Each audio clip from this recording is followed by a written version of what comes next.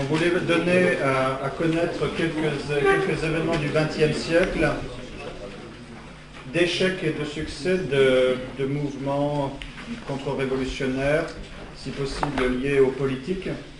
Et nous avons donc choisi de vous présenter la Sapinière, l'organisation secrète de l'Église de Saint-Pédis, la Fédération nationale catholique, peu connue, la FNC, et puis Pétain, l'État français.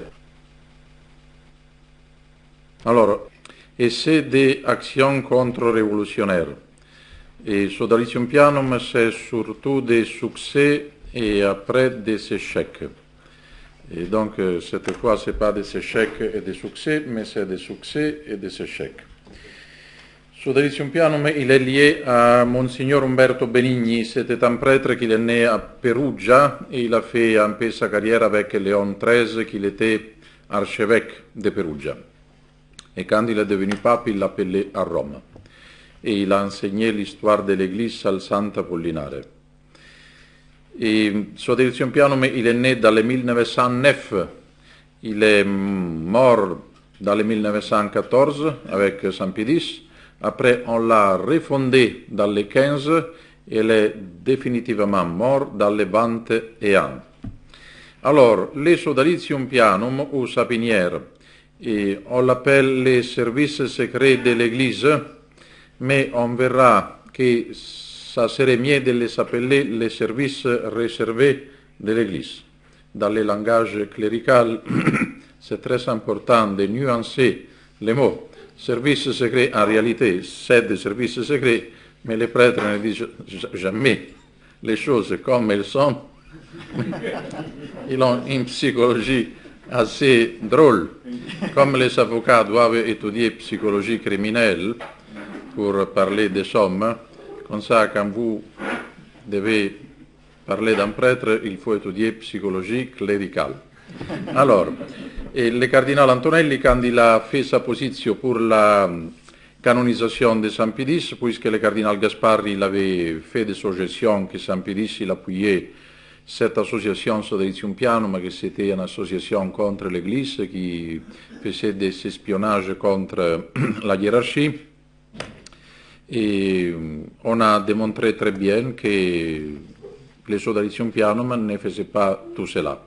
Et le cardinal Antonelli a dit, parler des services secrets c'est excessif, il faut parler des services réservés.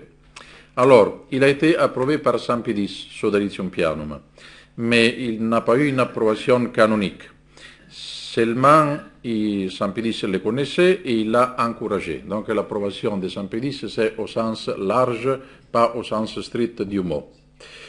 Et surtout par le cardinal Delay, que c'était l'homme fort du pontificat de Saint-Pédis, encore plus que Merry del Val.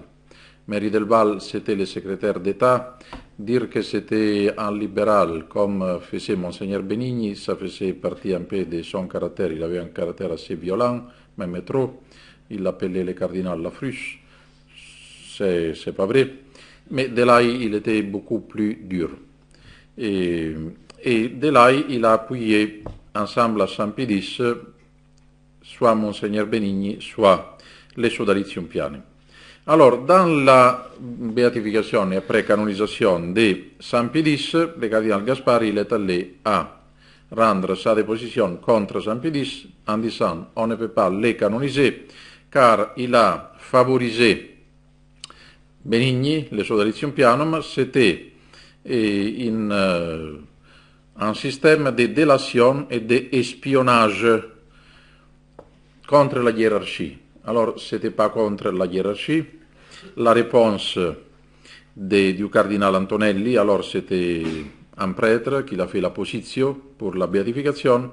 Il dit, non, c'était une réponse au travail secret du modernisme. Certainement, Benigni, il avait un caractère très difficile, mais il a mis soi-même ses qualités intellectuelles et morales au service de l'Église.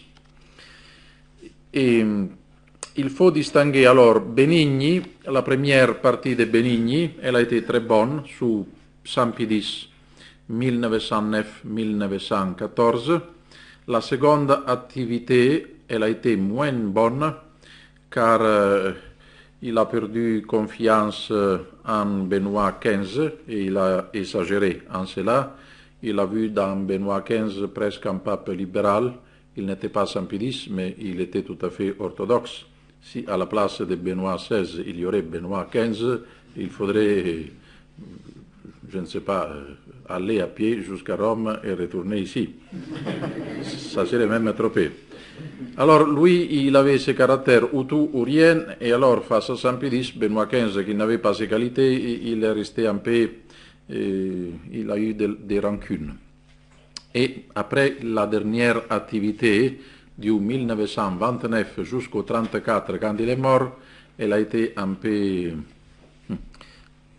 je ne dis pas mauvaise, mais presque, car il faisait l'espion pour l'Ovra. L'Ovra, c'était la police politique de Mussolini, du fascisme, c'était comme la Gestapo italienne.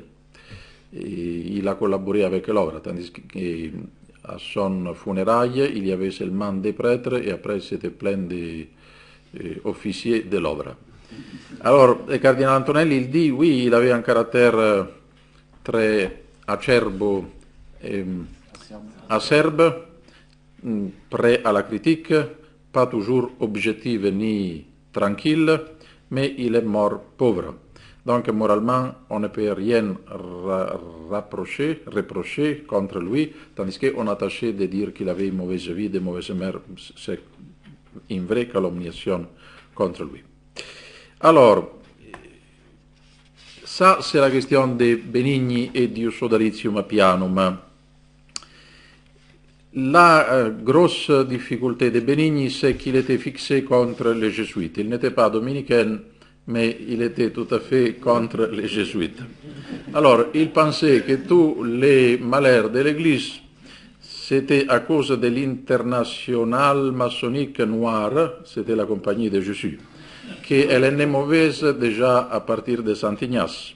Même pas Soto, peut-être, non, Soto, il disait cela, oui. Et alors, ça, c'était le danger de Benigni, pas de la Sapinière. Et par exemple, le padre Guido Mattiussi, celui qui a fait les 24 thèses du thomisme, il était jésuite et il a été un peu le père de Benigni. Il a commencé, avant que lui, à dénoncer les modernistes, et il avait compris que Roncalli, jeune prêtre, il n'était pas tout à fait un bon élément.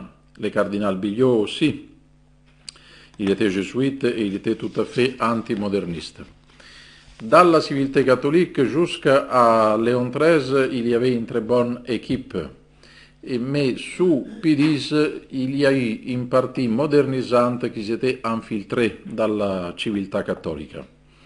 Et le directeur, il était bon, le père Brandi, qui est mort dans le 1913. On a nommé un autre directeur, Chiaudano, mais il est mort 2 ans après, ensemble à Saint-Pédis. Alors, on a nommé un nouveau directeur, le père Enrico Rosa, qui est mort dans le 1938. Lui, il était très bien. Il était thomiste, et il a combattu fortement contre Buonaiuti, le moderniste italien. Et était élève formé par le père Schifini, celui qui l'a refusé pour premier le père Marie-Joseph ou Joseph-Marie Lagrange, en disant qu'il était modernisant, peut-être car il était dominicain, je ne sais pas pourquoi. Et alors, Benigni, il a commencé à haïr le père Rosa, à dire qu'il était modernisant, sinon moderniste, et que la civiltà cattolica, c'était l'organe de la internationale judaico-maçonnique, tandis que c'est encore aujourd'hui l'organe officiel du Saint-Siège. La première, comment on dit, imprimerie, la première imprimée, la prima stampa, comme on dit. Une fois qu'on tape à la machine les articles, on les donne. On les donne au secrétaire d'État, et le secrétaire d'État les lit, et après les passe au pape, et il corrige, et après il les redonne au directeur de la civiltà cattolica, et il l'imprime. Alors, dire que le Père Rosa, moi je lis tous les articles du Père Rosa, car il a même écrit des articles très intéressants sur la question judaïque, sur le sionisme, et même quand il a eu les lois de la race, ici on peut après parler de Vichy, en Italie, ces lois elles étaient un peu trop... Il y a eu un vulnus, car il disait que le mariage d'un catholique avec une juive ou vice-versa, il était nul. Même s'il y avait eu la dispense de l'évêque. Alors le Saint-Siège, il a protesté. Le Père Rose, il a fait un article en démontrant qu'il fallait discriminer, comme on avait fait dans les temps passés, le judaïsme, mais sans blesser la foi. C'était une question de foi, pas de race. Puisqu'ils sont dangereux pour la race des chrétiens, il faut les mettre amicablement dans les ghetti, comme on faisait autrefois, et ça, il a écrit dans les 38. Alors dire que quelqu'un comme ça, il est moderniste, c'est vraiment une exagération du côté des modernistes. Mais c'était un peu son défaut. Tous ceux qui ne la pensaient pas exactement comme lui, il était modernisant ou moderniste. Et ça, c'est la personnalité de Benigni. La question qui nous intéresse, c'est comment marchait la sapinière, le Sodalizio Pianum. Alors, il y avait des lettres qui s'échangeaient, des indications, des nouvelles, en Europe surtout, entre Benigni et ses amis. Après, Benigni à Rome allait vérifier si c'était vrai ou si c'était faux, et après lui-même, il les donnait à Delay et au pape. Donc, il ne répondait pas aux évêques d'Olier, il répondait directement à Delay et au pape, à Saint Pitis. Donc, ce qu'il a dit le cardinal Gasparri, qu'il était contre la hiérarchie, c'est faux, car oui, il dépassait les évêques, mais il était soumis au pape et au cardinal Delay. Il y avait le caractère secret du Sodalitium Pianum, mais il était nécessaire car le modernisme c'était une secte secrète. Et alors le Sodalitium Pianum, pour le combattre, a dû garder une certaine riservatezza. Aujourd'hui on dirait privacy, et en français comme on dit, quand on est réservé, discrétion, une certaine discrétion, pas secret au sens strict, mais au sens large. Et tandis que les modernistes, ils employaient vraiment les secrets contre les Saint-Sièges et contre le pape. La direction, elle était à Rome, à Corso Umberto, où il habitait Benigni. C'était le directeur. Il y avait 3 prêtres qui l'aidaient, c'était la dieta, et un secrétaire. Au dehors, il y avait des collaborateurs et des amis un peu partout dans les centres les plus grands d'Europe. Et en France, il y a eu l'abbé Barbier et l'abbé Boulen.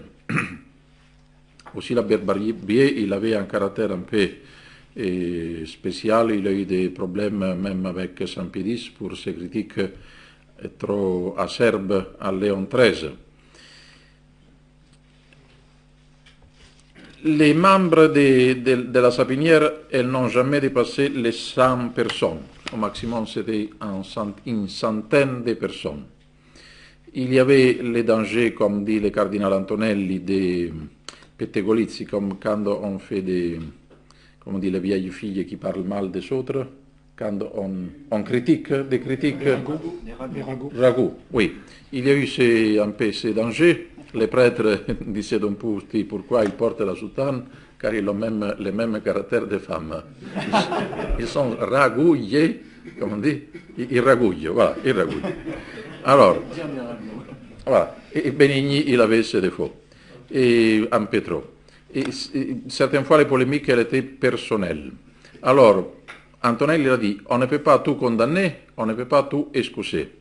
Il faut faire des distinctions.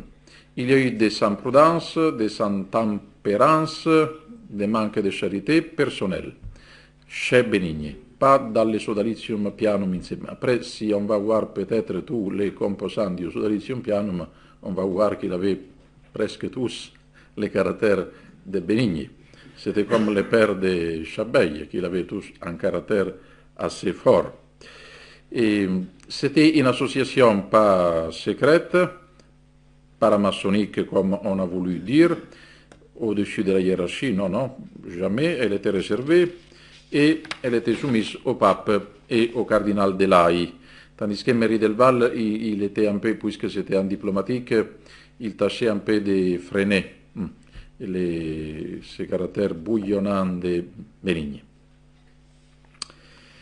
En Italie, il y avait une grande collaboration parmi les modernistes, par exemple Fogarazzaro, Murri, Gallarati Scotti, qui étaient les maîtres de ensemble au Père de Montini, de Paul VI, Buonaiuti. Ce n'était pas un vrai centre au sens strict, une vraie association internationale. Mais alors il fallait savoir ce qu'il disait et le redire au pape. Car hélas, beaucoup d'évêques et de prêtres, ils étaient modernisants ou ils tâchaient de cacher, et puisque c'était des évêques certaines fois qui disaient ces choses-là, ils tâchaient de tout cacher. Il a employé un code en chiffres, mais c'est normal, certaines fois quand on écrit une lettre délicate, on met des chiffres. Moi aussi je l'ai fait. Si je dois écrire à un fidèle des choses délicates, je n'écrivais pas tous les mots. Et la même chose, il a fait Benigni. Il y a eu des erreurs, mais il y a eu même beaucoup d'évêques qui l'ont soutenu, et la Sapinière. En Hollande, Van Rossum. En Espagne, Vives y Tuto. En Italie, le cardinal Boggiani de Genova. Aussi, un autre de Genova, Gotti, qui était à la propaganda fide à Rome. Et en France, il y a eu le cardinal Seven de Lyon. Saint-Pédis, donc, il a été appuyé et il a appuyé une association qui voulait mettre en pratique le but de son pontificat, instaurare omnia in Christ. La conclusion, c'est comment actualiser aujourd'hui la sapinière. C'était ça un peu le but de la conférence. Alors avant tout, je pense qu'il faut éviter les excès personnels. J'écrivais dans une revue qui s'appelait Sodalitium, en hommage au Sodalitium Pianum, qui exagérait un peu, je crois même beaucoup plus que Benigni. Alors tous ceux qui ne la pensent pas comme eux, ils sont damnés. Mais après, le cardinal Ottaviani, quand il a eu le concile, il a donné à Don Putti toutes les indications qu'il avait en tant que préfet du Saint-Office pour combattre les modernistes. Et alors, là, l'esprit du Sodalitium Pianum, c'est celui-ci. Il faut publier seulement ce qui est prouvé. Il faut éviter les querelles personnelles, mais si la personne elle est publiquement moderniste, alors il faut la dénoncer publiquement. Ça, c'est la stratégie à suivre. Il faut prendre des faits objectifs, il faut démontrer tout ce qu'on dit. On entend un peu plus fort. Et après, les envoyer à un centre. Aujourd'hui, on ne peut pas les envoyer à Rome, car la première chose, Paul VI, c'est Ottaviani qui l'a dit à Don Putti. Quand il a été élu pape, il a appelé Ottaviani, il a dit maintenant le chef du Saint-Office c'est moi, car c'est le pape, alors vous devez m'amener les dossiers qui regardent Giovanni Battista Montini.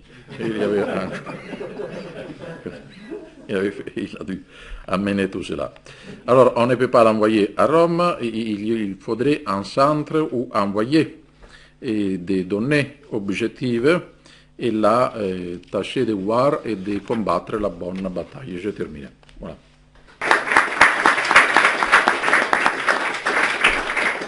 Pour les questions, ce sera après l'intervention de nos trois invités, s'il vous plaît. Donc chronologiquement, le Sodalitium Pianum, ensuite la Fédération nationale catholique. Catholique et français toujours, tel est le credo du général de Castelnau, qui s'efforce d'unir dans la Fédération nationale catholique qu'il fonde en 1924 et qu'il dirige jusqu'en 1944, sa foi catholique et sa ferveur patriotique. Alors cette organisation, aujourd'hui totalement méconnue, joue un rôle considérable durant l'entre-deux-guerres, puisqu'elle représente le mouvement officiellement reconnu par la hiérarchie catholique pour grouper l'ensemble des hommes catholiques. La position de la FNC est connue dès son assemblée générale constitutive. Elle ne constitue pas une association qui réclamerait comme telle sa place sur le terrain électoral et parlementaire. Elle n'est pas non plus un groupement assimilable aux œuvres strictement spirituelles, placé sous la direction exclusive et directe des prêtres et des évêques. Le terrain de la FNC est celui de la vie publique. Il ne s'agit pas de créer un parti catholique, mais de grouper les catholiques français, qui sont divisés par des sensibilités politiques diverses, puisque certains sont monarchistes et d'autres républicains, en une force compacte et disciplinée, capable de mener un combat efficace contre les doctrines antichrétiennes condamnées par les souverains pontifes, à savoir le communisme, le socialisme, le libéralisme, et surtout de lutter contre la franc-maçonnerie, pouvoir occulte qui est qualifié, à l'époque et par la FNC, de contre-église et d'anti-France. Afin d'encadrer et de former ces 2 600 000 adhérents, la FNC possède une organisation fortement structurée, très hiérarchisée et calquée sur celle de l'Église. À la base, on trouve les unions paroissiales et les unions cantonales. Au-dessus, des ligues diocésaines, comme par exemple la Ligue des catholiques du Rouergue, la Ligue des catholiques de l'Anjou et la Ligue des catholiques du Berry. Il y a une ligue par diocèse. Au sommet se place la Fédération nationale catholique, elle-même intégrée en 1931 à l'Action catholique française avec la Ligue patriotique des Françaises pour les dames et l'Association catholique de la jeunesse française pour les jeunes gens, qui ont des effectifs plus réduits. La FNC se donne pour but, d'une part, de défendre la religion catholique persécutée, en s'opposant à toute politique anticléricale, et d'autre part, d'œuvrer à la rechristianisation de la société. Donc un volet négatif et un volet positif. Un catholicisme de combat. Défendre la religion catholique persécutée, tel est le premier objectif de la FNC. Alors cette mission de combat est celle qui obtient les résultats les plus immédiats et les plus visibles. C'est sur elle que la FNC bâtit sa réputation. Elle consiste à exercer une pression sur les pouvoirs publics pour les amener à renoncer à certains projets anticatholiques. En effet, le cartel des gauches, qui est l'alliance électorale entre les radicaux et les socialistes, victorieux aux élections législatives de 1924, entend mener une politique symétriquement opposée à celle du bloc national, qui avait été élu en 1920, dans le domaine religieux notamment.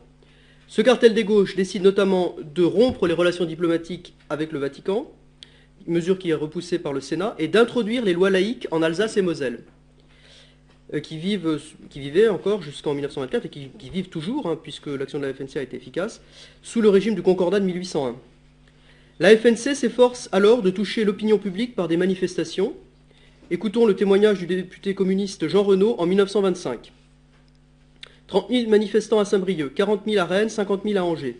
On reste confondu devant ces chiffres. Pourtant, d'après les journaux d'information, c'est par dizaines de mille que chaque dimanche, les populations ouvrières et paysannes de certaines régions répondent à l'appel des évêques de Castelnau. Il serait ridicule et singulièrement dangereux de fermer les yeux à l'évidence quand 50 000 personnes manifestent à Angers. Il ne s'agit pas là simplement de hobereaux ou de vieilles filles dévotes, c'est vraiment le peuple qui se lève au mot d'ordre des organisateurs du fascisme. L'assimilation donc du catholicisme traditionnel au fascisme, bon ça c'est habituel chez les communistes. 50 000 personnes à Angers, mais si l'on tient compte des difficultés de communication, si l'on compare les populations respectives, cela équivaut à 500 000 au moins à Paris. Ces manifestations sont de véritables démonstrations de force qui frappent les esprits. Dans le domaine électoral, si la FNC se situe en dehors et au-dessus des partis politiques et ne présente par conséquent aucun candidat, elle soumet néanmoins à tous ceux qui briguent les suffrages des électeurs un programme minimum et appelle ses adhérents à ne voter que pour ceux qui s'engageront à le défendre à la Chambre des députés. De cette façon, la FNC ne se compromet pas dans des querelles politiciennes, tout en parvenant à faire triompher les principes chrétiens lors des consultations électorales. Les résultats sont probants car en 1928, 277 députés, soit 44% des élus, se sont engagés par écrit à soutenir son programme. La FNC prouve également son efficacité dans ce combat de défense catholique en 1934, lors de la tentative de suppression des émissions religieuses sur Radio Paris. L'interdiction faite par le gouvernement à Radio Paris de diffuser à partir du 1er janvier 1934 les conférences religieuses hebdomadaires, sous prétexte de neutralité, provoque une vive émotion parmi les catholiques de France, et la FNC décide donc de réagir en lançant une pétition pour en réclamer l'abrogation immédiate. Sa protestation conduit le ministre des PTT, André Mallarmé, à rétablir les causeries religieuses à partir du 8 avril. La victoire est totale, le gouvernement a cédé devant l'ampleur de la réaction catholique, et la FNC représente désormais une force de dissuasion efficace, et le Front populaire n'essaiera pas, en 1936 par exemple, d'introduire les lois laïques en Alsace et Moselle, ni de revenir d'ailleurs sur la loi anti-avortement de 1920, qui avait été votée par le bloc national. La défense catholique conduit enfin la FNC à développer, suite à l'affaire Stavisky en 1934, une vaste campagne anti-maçonnique, à travers des conférences et des brochures dont les plus connues sont celles d'A.G. Michel, La dictature de la franc-maçonnerie en France et La France sous l'étreinte maçonnique, qui sont réédités chez DPF. Au cours de cette campagne, la FNC s'interroge sur les manières de se débarrasser de la franc-maçonnerie et elle estime qu'il y a deux méthodes. L'une consiste à fermer les loges, mais l'organisation catholique ajoute « Nous n'en demandons pas tant. Nous voudrions seulement qu'on les ouvre et que nous puissions voir la tête des gens qui sont là-dedans et entendre ce qu'ils disent. » Cette campagne est couronnée de succès. En 1939, la franc-maçonnerie est complètement discréditée et exsangue, de nombreux frères ayant donné leur démission. L'œuvre de défense catholique menée par la FNC est donc une réussite incontestable. Action politique, mais aussi sociale. Le général de Castelnau ne veut pas s'en tenir là. À côté de cette œuvre de défense et parallèlement à elle, il entend mener une œuvre de reconstruction de l'ordre social chrétien. La FNC organise ainsi des conférences, en moyenne 15 000 par an, lance des journaux, l'hebdomadaire France catholique et le mensuel Credo. Elle publie des brochures rappelant les grands principes de la doctrine sociale de l'Église, comme celle de Georges Viance, intitulée « Faillite du communisme soviétique » et « Un ordre corporatif français ». En 1928, elle se préoccupe de l'organisation des assurances sociales, mesure de justice depuis longtemps au programme des catholiques sociaux. La FNC engage toutes ses forces pour faciliter l'application de la loi.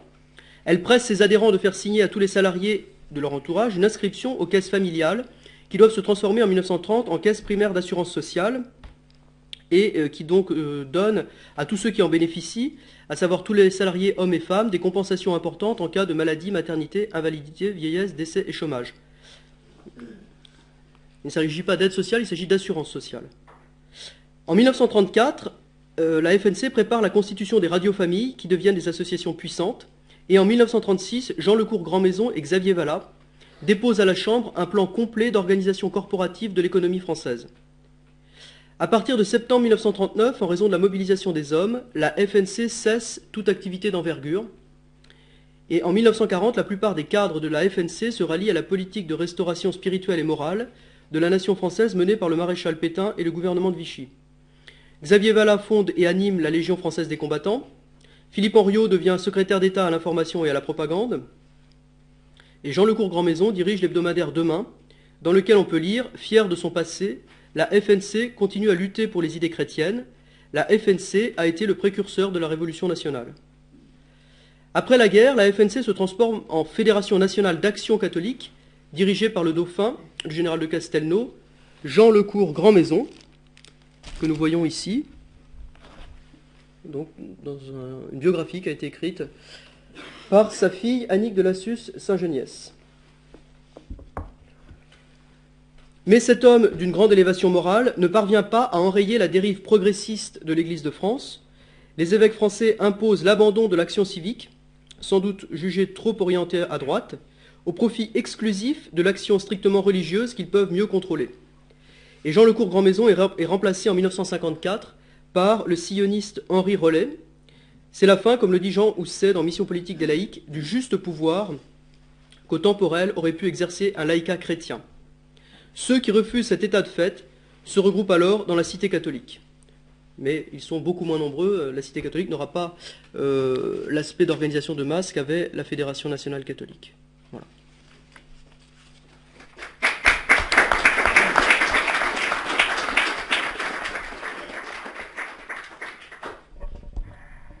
Troisième intervention donc sur Pétain et l'État français.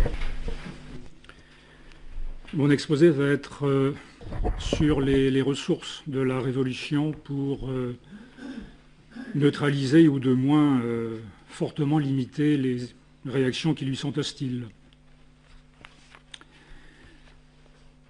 En prenant pour objet d'étude l'État français de 1940-1944, cet exposé va tenter de montrer les difficultés pour les idées contre-révolutionnaires d'être reçues dans un pays dont les institutions, comme celle de la France, ont longtemps été soumises à l'emprise de la Révolution. En 1940, la possibilité d'une rénovation nationale a été offerte à la France, ce que Maurras devait qualifier de divine surprise. Et comme après la défaite de 1870, il y a eu, après celle de 1940, une nette aspiration à ce que Renan appelait une réforme intellectuelle et morale. Alors de même qu'au lendemain de la défaite de 1870, les électeurs avaient désigné une majorité de députés royalistes, dont beaucoup de catholiques, la défaite de juin 40 amenait au pouvoir un homme, le maréchal Pétain, de qui pouvait venir un renouvellement en profondeur de la direction de l'État, en rupture avec l'esprit et les méthodes du régime défunt, la Troisième République. On peut voir un symbole de cette période dans le retour en 1941 des Chartreux. Les Chartreux reviennent chez eux, ils avaient été expulsés en 1903 et en 1941 ils reviennent à la Grande Chartreuse. C'est un petit peu symbolique de cette époque, de cette période. De fait, le nouveau régime a connu une période initiale qui parut mettre en œuvre ce renouvellement, donc, annonciateur d'une restauration des conceptions traditionnelles. Mais cette période fut brève. Elle s'étend de juillet 1940 à janvier 1941, date à laquelle ces conceptions traditionnelles sont à l'évidence déjà, après 6 mois à peine, mises de côté. Par l'amiral Darlan d'abord, au pouvoir de février 41 à avril 42, et puis encore plus par le président Laval, au pouvoir d'avril 42 jusqu'à la fin de l'État français en août 44. Donc je vais développer mon propos à travers la politique suivie par l'État français dans 2 domaines, celui de l'enseignement public et celui des sociétés secrètes. Alors d'abord, premièrement, l'État français et sa politique scolaire. Dans le domaine de l'enseignement, la tentative de renouvellement que je viens d'évoquer sera le fait d'un universitaire, Jacques Chevalier, doyen de l'université de Grenoble, philosophe thomiste, d'abord secrétaire général, puis titulaire du ministère de l'Instruction publique, pendant seulement à peine 6 mois, enfin, d'abord secrétaire général, mais il a été ministre seulement 3 mois, de décembre 40 à février 41. C'est à Jacques Chevalier qu'est dû le décret du 3 septembre 1940, abolissant la loi de 1904, qui interdisait l'enseignement aux congrégations religieuses. La loi du 18 septembre 40, supprimant les écoles normales d'instituteurs, c'est-à-dire les séminaires du laïcisme le plus militant, et qui furent remplacés par des instituts de formation pédagogique. Ainsi que le décret du 6 janvier 41, réintroduisant les devoirs envers Dieu dans les programmes de l'enseignement primaire et intégrant l'enseignement religieux dans les horaires scolaires. C'est à cette époque-là que le quotidien La Croix écrivait notre gratitude envers le gouvernement du maréchal Pétain peut et doit s'exprimer sans réserve. Alors c'était un bon début, mais le ministre souhaitait aller plus loin, il souhaitait une réforme vraiment de fond de l'enseignement, et il souhaitait appliquer le système du bon scolaire, consistant en la remise au chef de famille d'un bon représentant le montant des frais de scolarité, chaque chef de famille remettant lui-même ce bon à l'établissement scolaire, public ou privé, de son choix, en paiement donc des frais scolaires, des frais de scolarité. Mais comme l'écrit l'amiral Offand, c'était la justice même, mais c'était aussi mettre par terre tout l'édifice bâti depuis le Premier Empire sur le monopole de l'État. Peut-être y viendra-t-on un jour. À l'époque, il parut impossible d'imposer le système. Fin de citation. Et en effet, ce projet suscita une levée de boucliers dans les bureaux du ministère et quoique partisan lui-même du système du bon scolaire, le maréchal ne crut pas cependant possible de soutenir davantage Jacques Chevalier, qui fut donc remplacé, après à peine 3 mois au ministère, il fut remplacé par un autre universitaire, Jérôme Carcopino, dans le gouvernement Darlan de février 41. On voit donc les limites de l'action novatrice entreprise en matière scolaire et les obstacles qui tout de suite se sont dressés contre les hommes qui mettaient en œuvre des réformes profondes, en dépit du soutien du chef de l'État, lequel, faute donc de la réforme de fond qu'eût constituée la pratique du bon scolaire, fit mettre en œuvre une politique de subvention aux écoles catholiques, des subventions de l'ordre de 480 millions de francs chaque année, mais non sans mal et en usant de toute son autorité, parce que le nouveau ministre, Jérôme Carcopino, et les fonctionnaires du ministère, bien sûr, étaient là aussi hostiles. Là aussi, ils avaient protesté. J'ai lu cette citation, paraît-il, de Carcopino. Pétain aurait écrasé l'Église sous le poids de ses bienfaits, sous-entendu si on l'avait laissé faire. Carcopino devait donc revenir sur plusieurs décisions de son prédécesseur, Jacques Chevalier, par exemple en remplaçant Dieu par la vague formule « les valeurs spirituelles, la patrie, la civilisation chrétienne ». Voilà, décidément, les deux voies envers Dieu ne passaient pas, et donc à la place, eh bien, on met une formule tout à fait passe-partout, les valeurs spirituelles, la patrie, la civilisation chrétienne.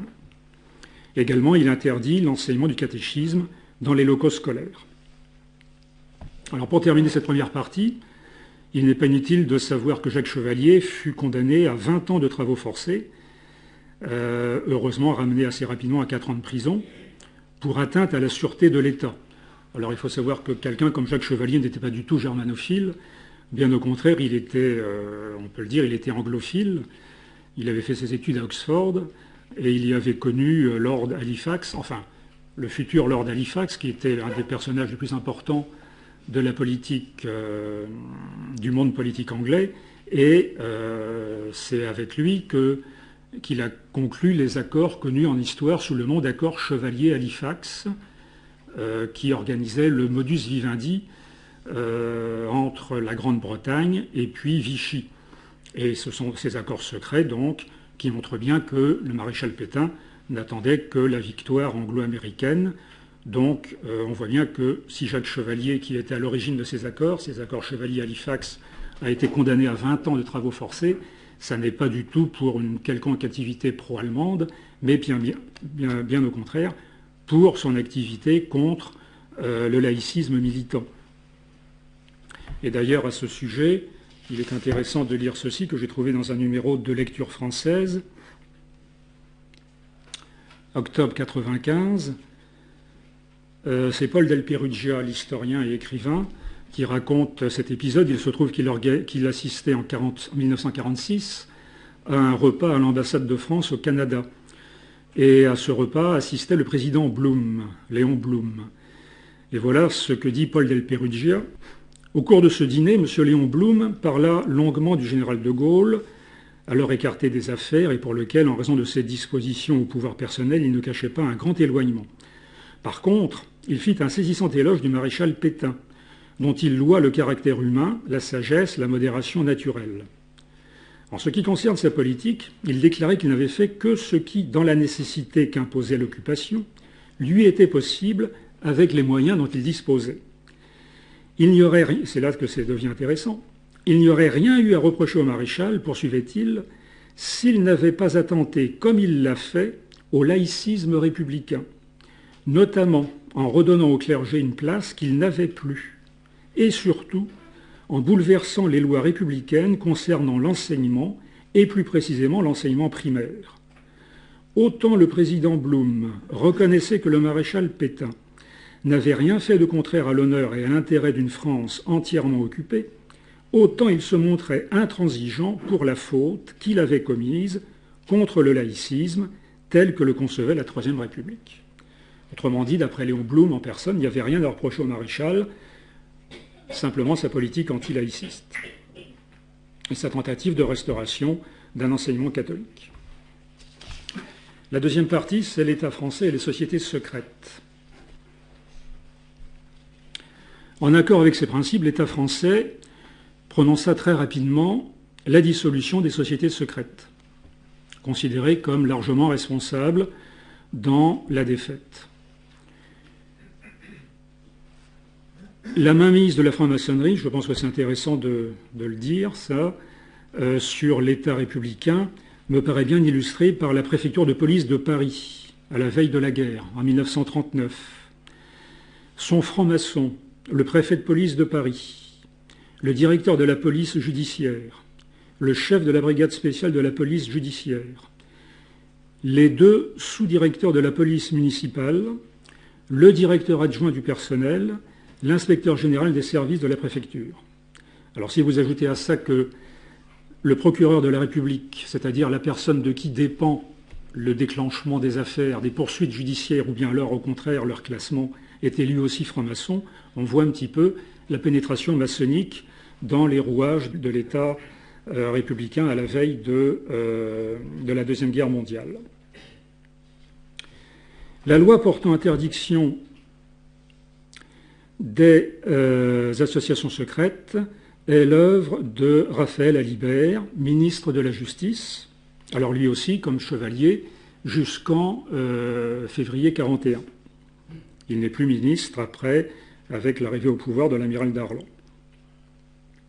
C'est lui qui promulgue la loi du 14 août 1940 et le 19 août, 2 décrets d'application interdisent le Grand Orient de France et la Grande Loge de France, considérés comme les 2 plus grandes obédiences. Par la suite, en février 1941, un autre décret interdit les autres associations maçonniques et assimilées, comme par exemple la Société de théosophie, le B'nai B'rith, également la franc-maçonnerie juive. Les loges sont placées sous séquestre et leurs archives, du moins celles qui ont échappé à la destruction, opérées évidemment en catastrophe par les frères, sont confiées pour classement et conservation au professeur Bernard Faye, administrateur général de la Bibliothèque nationale. Et puis un service des sociétés secrètes dépendant du ministère de la Justice est créé sous la direction d'un conseiller à la Cour de cassation. La loi du 13 août 1940 disposait que l'exercice de tout emploi public était subordonné à une déclaration sur l'honneur du titulaire par laquelle il affirmait, par écrit, n'avoir jamais été membre d'une société secrète ou avait rompu toute attache avec elle et prenait l'engagement pour l'avenir de ne jamais adhérer à ce genre d'association au cas où elle se reconstituerait. Des listes de titulaires de grades maçonniques saisies dans les loges furent rendues publiques. C'était une application de la recommandation de Léon XIII dans Humanum Genus. En premier lieu, arrachez à la franc-maçonnerie le masque dont elle se couvre et faites-la voir telle qu'elle est. Une commission dite Commission des sociétés secrètes était créée par décret du 2 décembre 1941. Elle conservait les déclarations d'appartenance ou de non-appartenance des fonctionnaires, donc, et avait le pouvoir de maintenir ou de réintégrer, en cas d'éviction, dans la fonction publique, des membres des sociétés secrètes au moyen de dérogations à la loi. Cette commission avait donc un rôle très important, compte tenu du nombre élevé d'auteurs de fausses déclarations, comme il fallait s'y attendre. Beaucoup de francs-maçons n'ont pas hésité à faire de fausses déclarations relativement à leur appartenance à la franc-maçonnerie, c'est-à-dire qu'ils l'ont dissimulé, bien entendu.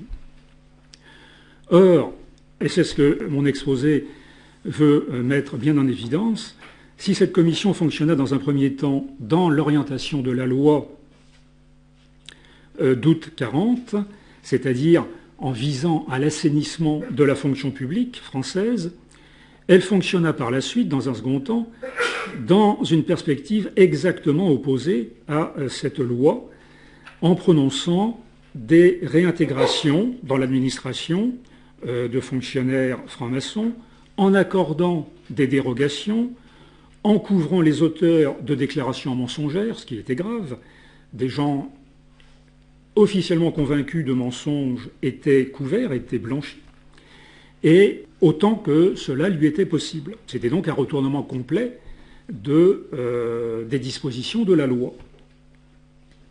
Alors évidemment, ce détournement de la loi ne pouvait avoir été commandé que par une autorité de très haut niveau dans l'État français, et effectivement, il s'agissait tout simplement du chef du gouvernement, il s'agissait de Pierre Laval, chef du gouvernement à partir d'avril 1942, dont il n'est pas exagéré de dire qu'il fut le protecteur de la franc-maçonnerie à Vichy. Il faut d'ailleurs constater que bien peu de membres du gouvernement successifs de l'État français se sont souciés de la question des sociétés secrètes, et celui qui voulait vraiment combattre efficacement les sociétés secrètes, c'est-à-dire l'amiral et secrétaire d'État Platon, a payé, on peut le dire, de sa vie son action antimaçonnique du fait, au moins indirectement, de Laval. Dans le cadre de cet exposé, il n'est pas possible d'en dire plus d'entrer dans les détails. Je renvoie donc, alors les trois ouvrages sur lesquels je me suis appuyé, c'est La République du Grand Orient d'Henri Coston, Contribution à l'histoire de la franc-maçonnerie sur l'occupation d'Argus, qui est un nom collectif, mais c'est essentiellement Henri Coston et puis quelques collaborateurs, et puis Christianisme et franc-maçonnerie de Léon de Poncin. Alors comme pour Jacques Chevalier, il est intéressant de connaître le sort à la libération de Raphaël Lalibert, donc celui qui a dissous la franc-maçonnerie, lui a été tout simplement condamné à mort. Dieu merci par contumace, puisqu'il avait pu quitter la France. Quant au professeur Bernard Faye, lui, il a écopé des travaux forcés à perpétuité. En conclusion,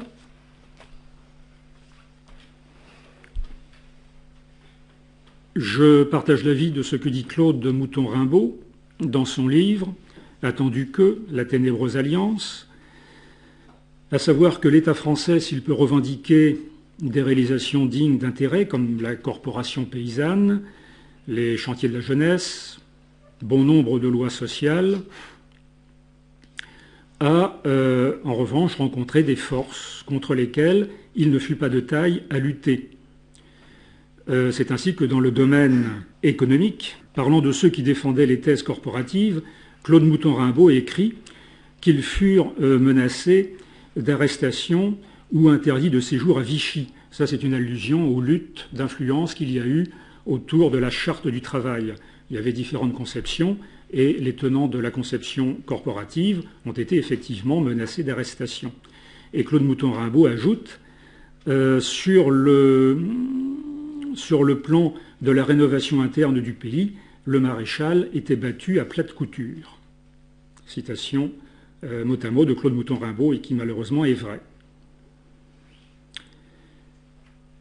C'est bien ce qui est arrivé malheureusement, comme j'ai essayé de le montrer, dans le domaine de l'enseignement et surtout alors dans celui des sociétés secrètes, et ce qui est grave donc, à la suite d'oppositions provenant du sein même de l'État français.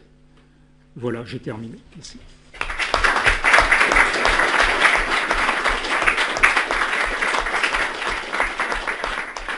J'ai une question à poser au niveau de l'État français qui touche un petit peu la FNC, dans le sens où, au niveau du livre de Xavier Vallat, Lionel Cléopâtre, ancien de la FNC, il nous met en annexe un document qu'il a l'air de louer véritablement, qui est la constitution voulue par le maréchal.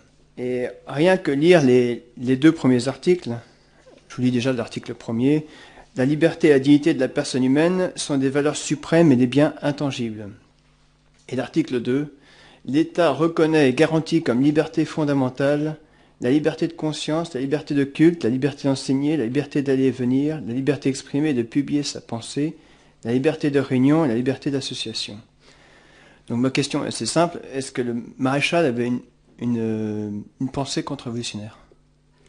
Oui, je suis bien content que vous citiez le début de la Constitution, effectivement, parce que non, effectivement, hein, on ne voit pas cet aspect contre-révolutionnaire par exemple, dans ce projet de Constitution, effectivement. Et si on rapproche cette Constitution de celle qui était en vigueur dans d'autres pays, on voit que l'État français était très en retrait. Si on compare par exemple à la constitution de Dollfuss en Autriche, à celle de Valera en Irlande, qui se met sous l'invocation de la Sainte Trinité, par exemple, hein, ou bien sûr celle de Salazar, celle de Franco, etc. On voit que là, l'État français est en net retrait. Ouais. Et c'est très dommage. Oui. Alors, quant au maréchal Pétain, il était entouré de conseillers. Hein. Je ne sais pas si lui-même, bon, il avait son âge. Et puis, par ailleurs, au point de vue politique, le maréchal Pétain apparaît comme un bon républicain. Simplement, ce qu'il y a eu, bon, dans sa jeunesse, il n'a pas attiré l'attention sur lui au point de vue politique. Quelles étaient ses opinions politiques, on ne sait pas trop. Hein. On sait que Lyautey était royaliste, par exemple. Franchet d'Esperet s'est laissé approcher par la cagoule. Pétain, lui, s'y est refusé. Je pense que le maréchal Pétain était républicain, le régime lui convenait. Simplement, il aurait voulu une république autoritaire. Je crois qu'il a été ministre après la crise du 6 février, pendant très peu de temps, parce qu'il y a eu une crise parlementaire, et donc le maréchal Pétain avait, ça c'est sûr, il avait l'horreur de l'anarchie parlementaire.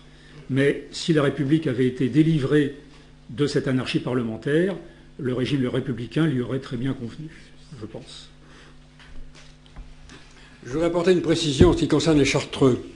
Les Chartreux sont entrés à la Grande Chartreuse en juin 1940, avant l'arrivée au pouvoir de Maréchal Pétain, grâce à l'appui d'un préfet ou d'un sous-préfet intelligent.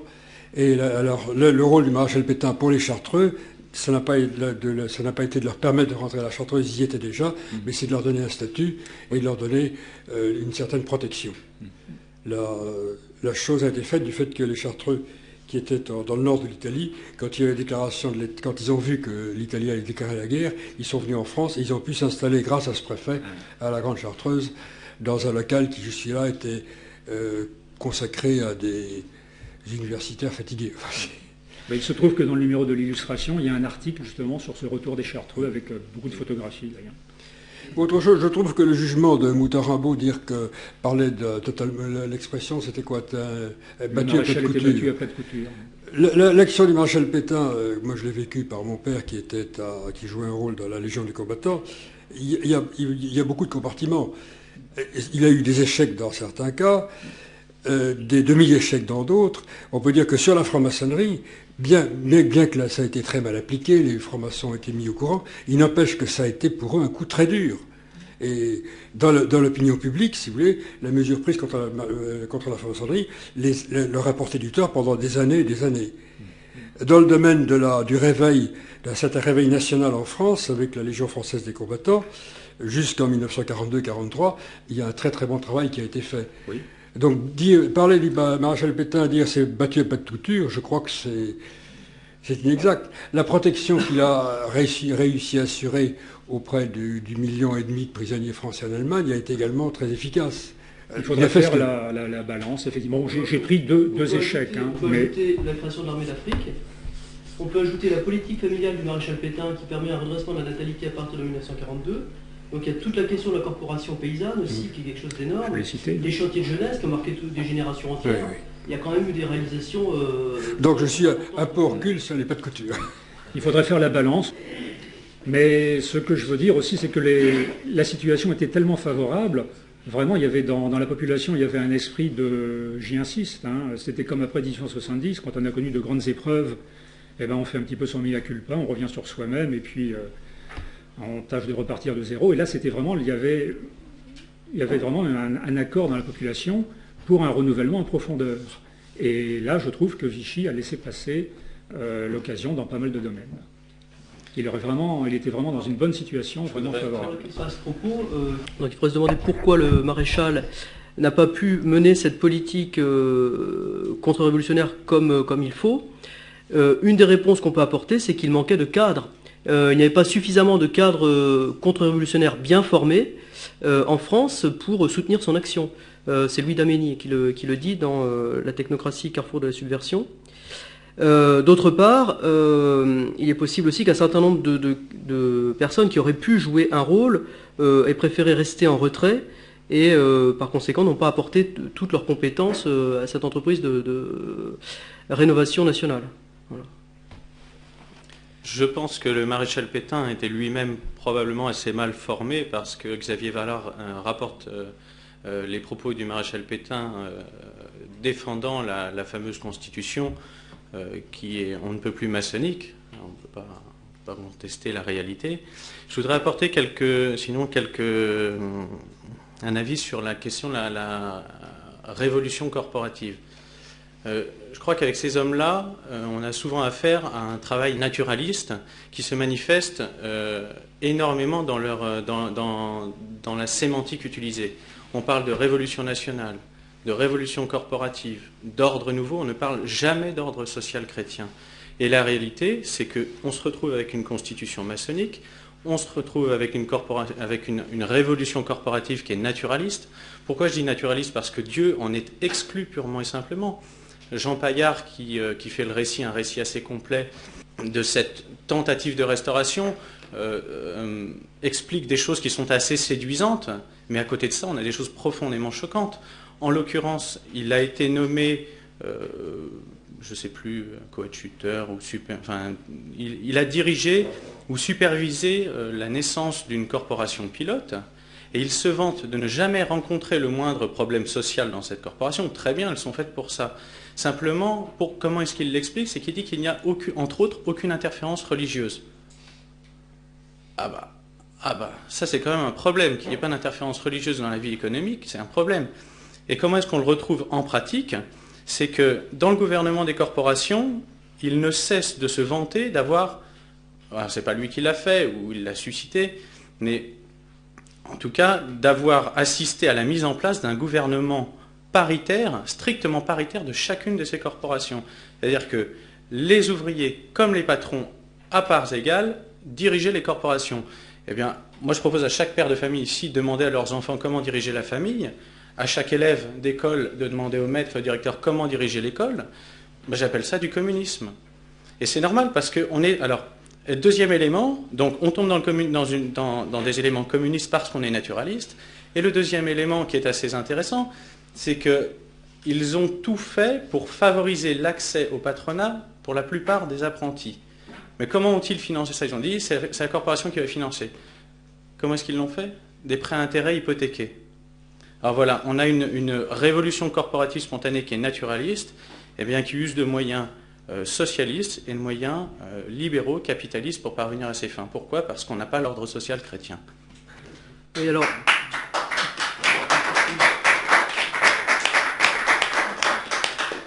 La parole est à la défense. Bon alors, il me semble bien qu'au Moyen-Âge, dans les jurandes, il y avait, au moins dans certaines, il y avait à la fois des représentants des maîtres et des compagnons. Alors c'est extrêmement rare et ça n'a jamais été fait sur le mode paritaire. Et c'est extrêmement rare. Alors c'est peut-être extrêmement rare, mais ça s'est fait sur le mode paritaire. Ça n'est pas du tout une réalité permanente de la vie des jurandes, des communautés de métiers du XIIIe siècle. C'est quelque chose qui ne se faisait presque pas. C'est arrivé certainement, mais c'était l'exception qui confirmait la règle quand ça arrivait. Et ça n'était jamais paritaire. C'est-à-dire que le maître avait toujours une autorité particulière dans son entreprise et dans la vie de sa communauté. Bon, le but des organisations paritaires, c'était de permettre aux compagnons de faire entendre, enfin aux compagnons, aux salariés, hein, si on veut aujourd'hui, quoi, de faire entendre leur voix et de ne pas être, comment dire, entièrement soumis au maître, donc au patron, quoi. Je me suis posé la question dans un cas, effectivement, on arrive au XXe siècle, on a connu la Révolution française, la lutte des classes, qui est institutionnalisée à peu près partout. Je me suis dit, est-ce que c'est pas une étape qui a été, on a voulu une étape intermédiaire? Non, pas du tout, parce que Jean Paillard vante les mérites de cette solution révolutionnaire comme étant quelque chose d'absolument merveilleux, et dans sa pensée, on voit bien que c'est permanent. C'est pas du tout, on n'est pas face à une solution intermédiaire qui voudrait permettre de franchir une étape vers un gouvernement plus naturel. Non, c'est pas... La communauté de métier, c'est fait pour rassembler les hommes, la hiérarchie complète d'un métier, mais c'est une communauté qui conserve une hiérarchie naturelle. On ne peut pas la nier. Comme dans la famille, comme dans l'école, comme dans un couvent. Donc les jurés ne sont composés que de maîtres? En principe, oui. En principe, oui. Alors comment est-ce qu'ils règlent les problèmes qui opposent les compagnons et les maîtres? Mais les compagnons peuvent faire partie des assemblées de communautés. Ça, si vous voulez, c'est les coutumes qui règlent ces problèmes-là. Mais un mode paritaire, enfin, moi, ça me paraît révolutionnaire. Ça me paraît absurde. C'est comme si je demandais à mes enfants de gouverner la famille à ma place, ou avec la même autorité. Ça me paraît contre nature. Non, c'est pas tout à fait pareil, parce que l'enfant, ce serait l'apprenti. Le compagnon, il exerce le même métier que le maître. Simplement, le maître dirige l'entreprise. Mais oui. Ils sont quelque part, ils sont quand même quelque part collègues. Ah oui, non, mais il y a une hiérarchie. Il y a une hiérarchie dans l'entreprise qui est naturelle entre le maître et l'ouvrier. C'est évident. Et cette hiérarchie, on la retrouve dans la communauté de métier. Je pense que, ce point est à approfondir. Hein, bon. Et alors, ensuite, concernant la politique naturaliste du maréchal Pétain, alors je voudrais dire que le maréchal Pétain avait voulu consacrer la France au cœur immaculé de Marie.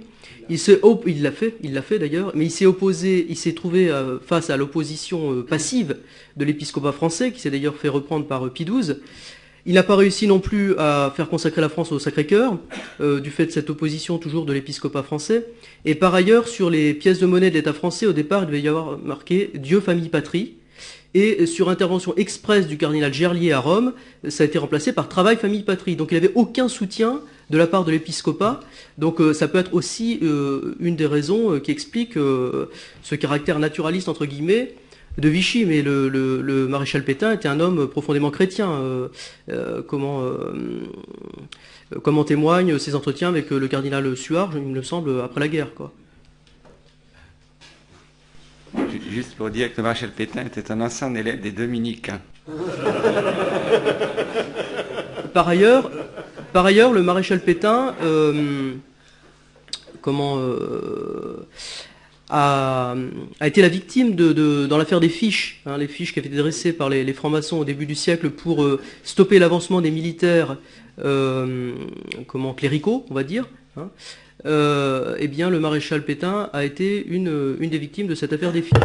Donc, non, mais quand on lui a demandé donc de dénoncer les officiers qui étaient sous ses ordres, il a dit « je ne sais pas quand je suis au premier rang ». Enfin, voilà, exactement, c'est ce qui s'est passé. Alors, il était lieutenant-colonel, je crois, à l'époque.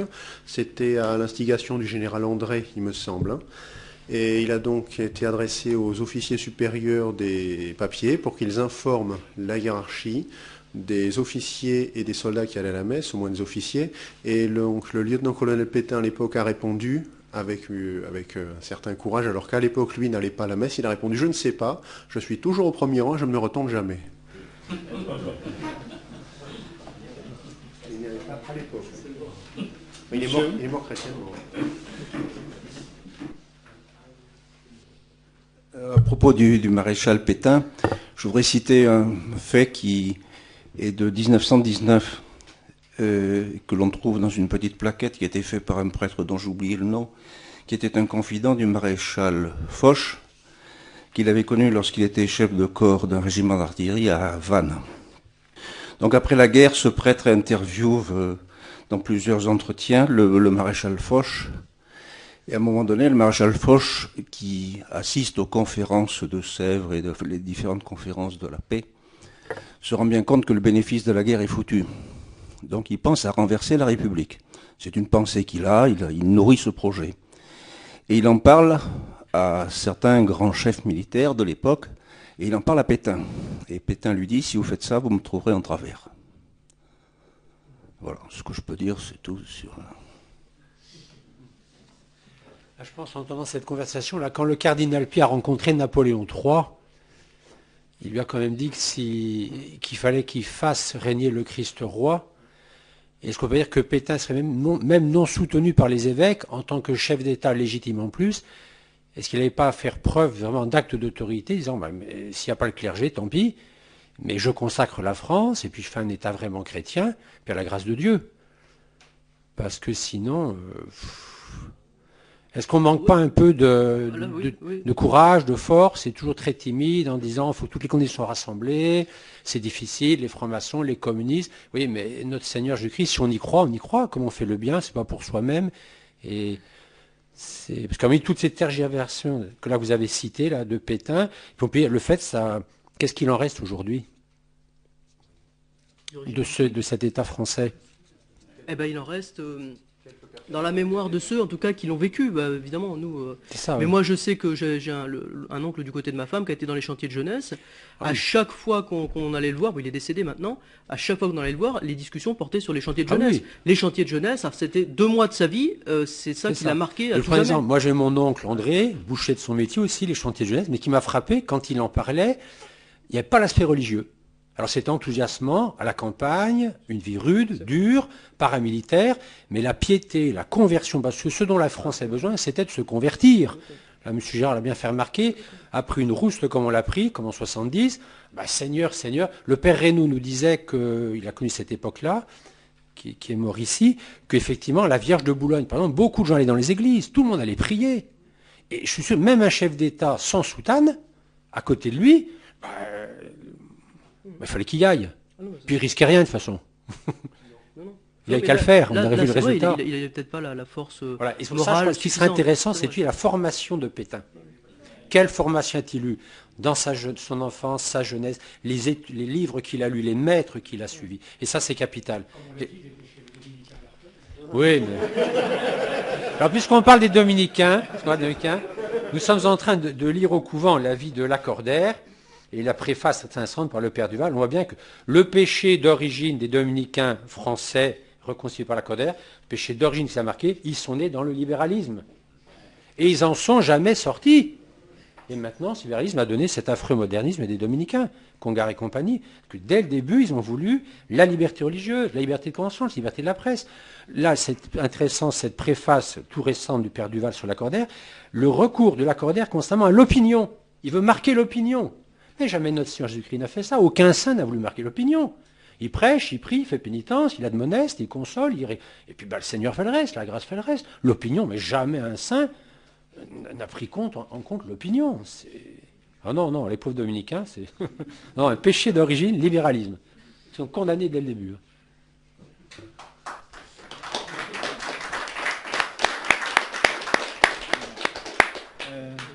Puisqu'on a beaucoup parlé du maréchal Pétain, est-ce que le général de Castelnau et Monseigneur Belligny, de quelles fibres sont-ils issus? Quelles étaient leurs formations, leur culture? Pour Monseigneur Benigni, il s'est formé avec la Rerum Novarum, la doctrine sociale de l'Église de Léon XIII. Et Léon XIII l'a lancé, après il a écrit l'histoire sociale de l'Église. Et c'est un chef d'œuvre. Et récemment, il s'est arrêté à Saint-Grégoire VII, car autrement, il aurait parlé mal des jésuites en tant que tel. C'est 7 tomes très grands, un vrai chef d'œuvre. Et donc, il a vu tous les biens qu'il a fait Léon XIII à l'Église pour relancer la conquête sociale, le règne social de Jésus-Christ. Et donc une formation tout à fait orthodoxe, thomiste, très bonne, intégralement catholique. Et pour le général de Castelnau. Bon, alors, le général de Castelnau est issu d'une région très catholique, le Rouergue. Il était très pieux, il allait à la messe, il a élevé chrétiennement ses enfants. Voilà, donc c'était quelqu'un oui, tout à fait recommandable de ce point de vue-là également. Oui. Monsieur l'abbé, vous nous avez parlé tout à l'heure de reconstituer un centre pour refaire une sapinière. Si vous pouviez nous donner un peu plus de détails. Les journées Jean Vaquier, il me semble, c'est quelque chose déjà qui pourrait recueillir des Noël. On a parlé entre nous et on s'est échangé des opinions. Après, chacun il a pris ses notes.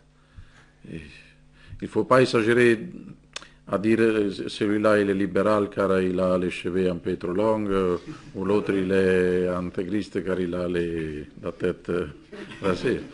Mais C'est des choses qui se font.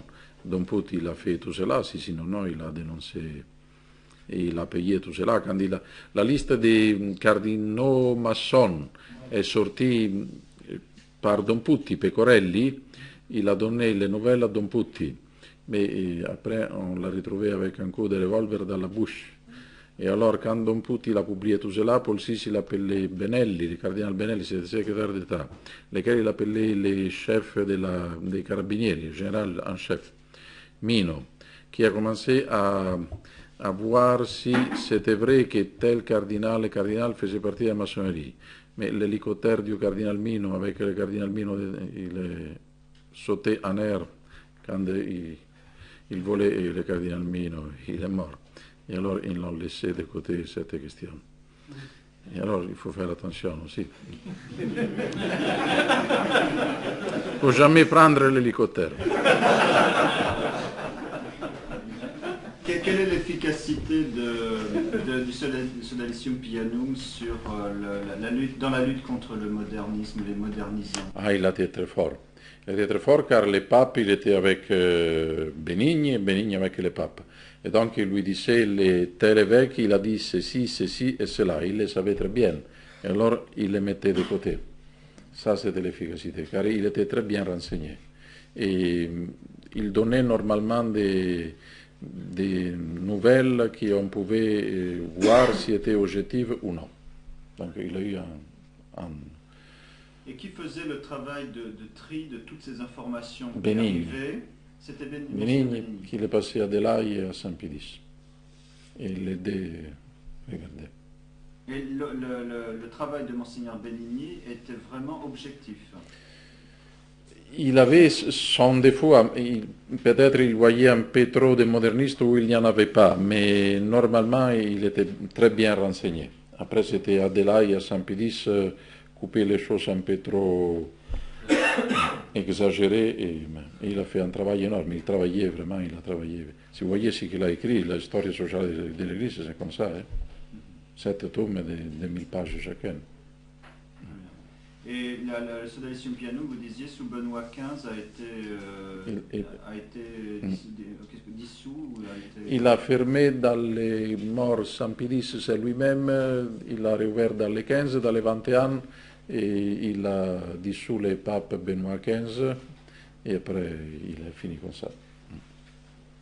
Donc on peut faire le lien de cause à effet entre la progression, l'avancement des modernistes après le règne de Benoît XV et la dissolution du Sodalicium Pianum. Ça a été une œuvre qui a ralenti le travail des prélats modernistes. Ça oui, mais il y a eu même le scandale des lettres chiffrées, car la police en Belgique ou en France, puisqu'il y avait la guerre, et alors on a trouvé 7 lettres chiffrées d'un prêtre italien qui était en France ou en Belgique et on était en guerre contre. Et alors on a accusé le Vatican de faire de l'espionnage contre telle nation. Alors le pape il a dû prendre des décisions. Mais là, oui, il a manqué, car on ne peut pas combattre le modernisme si on ne combat pas les modernistes. Et c'est qu'il avait compris Saint-Pédis et Benigni. Chose qui nous a manqué.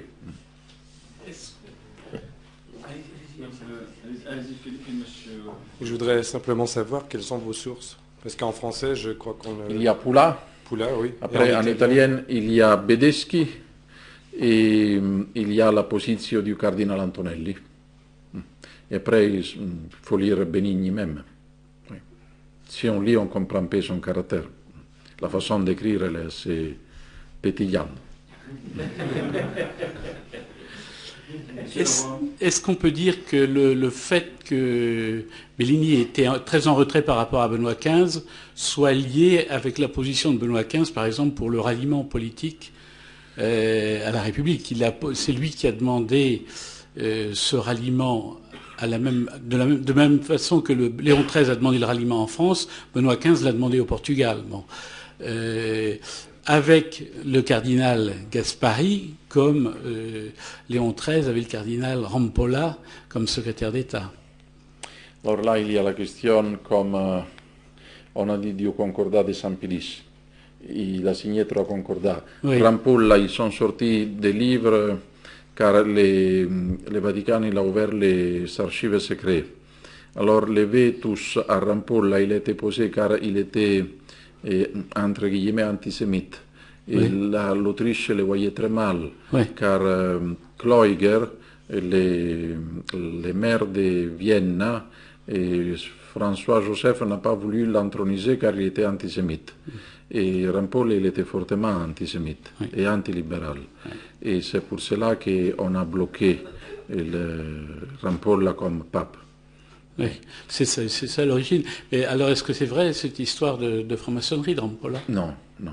Non, absolument non. Parce qu'on a dit que le dossier avait été brûlé, enfin avait été découvert du temps de Pie X et brûlé. Non, Rampolla, il a été très fortement anti-libéral, anti-maçonnique et anti-juif. Oui. Ah oui? Oui. C'est une précision très intéressante parce que la plupart des gens... Sur des livres qui sont sortis dernièrement, et les archives secrètes vaticanes ont ouvert, et des professeurs qui sont tout à fait progressistes, qui n'avaient pas raison de cela, ils ont dit ce qu'on pensait de Rampolla, c'était faux, car on a les preuves que c'est tout le contraire. Donc on a cette histoire du dossier Rampolla brûlé sous Saint-Pédis, c'est une invention complète. C'était pas Saint-Pédis le type qui brûlait les rapports. Il aurait dit clairement que Rampolla c'était ce qu'il était, comme il a fait avec le cardinal Ferrari de Milano.